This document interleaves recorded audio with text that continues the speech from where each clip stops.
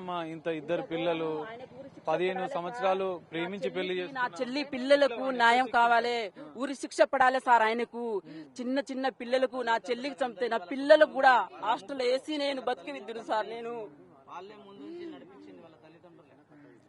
మొత్తం కెచ్ చేసి ప్లానింగ్ తోని చేసిర్రు.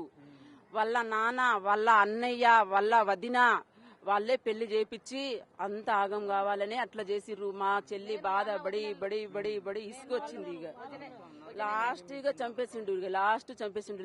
లాస్ట్ గా ఇక పిల్లల్ని కూడా చంపేస్తే నాకు అడ్డం ఉండరు అని అట్లా కావాలని చెప్పిండు.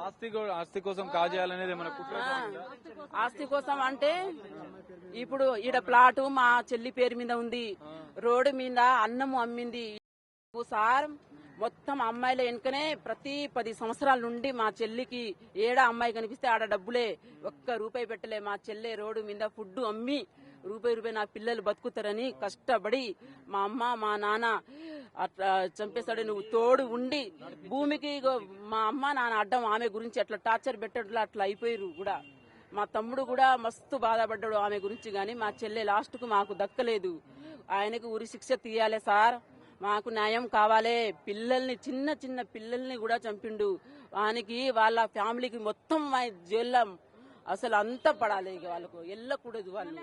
అదే మాకు న్యాయం.